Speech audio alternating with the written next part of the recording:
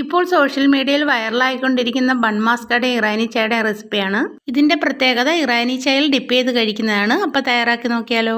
അതിനായിട്ടൊരു ബൗളിലേക്ക് അൺസാൾട്ടഡ് ബട്ടറും 1/4 spoon vanilla എസൻസും കണ്ടൻസ് മിൽക്ക് കൂടെ ഒഴിച്ചു കൊടുത്ത് നന്നായിട്ട് ബീറ്റ് ചെയ്യാം. വീണ്ടും കുറച്ചും കൂടെ കണ്ടൻസ് മിൽക്ക് ഒഴിച്ചു കൊടുത്ത് നന്നായിട്ട് ബീറ്റ് ചെയ്ത് സ്റ്റിഫായിട്ട് എടുക്കാം.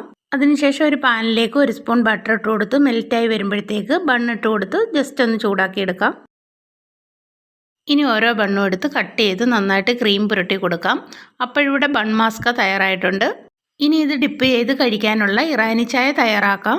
അതിനായിട്ടൊരു പാത്രത്തിലേക്ക് 1/2 കപ്പ് വെള്ളവും 1 കഷ്ണം ഇഞ്ചിയും ഏലക്കയും ഗ്രാമ്പൂവും 2 സ്പൂൺ തേയിലയും കൂടി ഇട്ട് കൊടുത്ത് ഫോയിൽ പേപ്പർ വെച്ച് കൊടുത്ത് ദം ചെയ്ത് തിളപ്പിച്ചെടുക്കാം.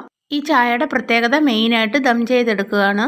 അപ്പോഴിവിടെ കട്ടൻ തയ്യാറായിട്ടുണ്ട്. ഇനി ഒരു പാത്രത്തിലേക്ക് 1 കപ്പ് പാലൊഴിച്ച് കൊടുത്തൊന്ന് തിളച്ച് വരുമ്പോഴത്തേക്ക് അതിലേക്ക് കുറച്ച് കണ്ടൻസ് മിൽക്ക് ഒഴിച്ച് കൊടുത്തൊന്ന് കുറുക്കിയെടുക്കാം.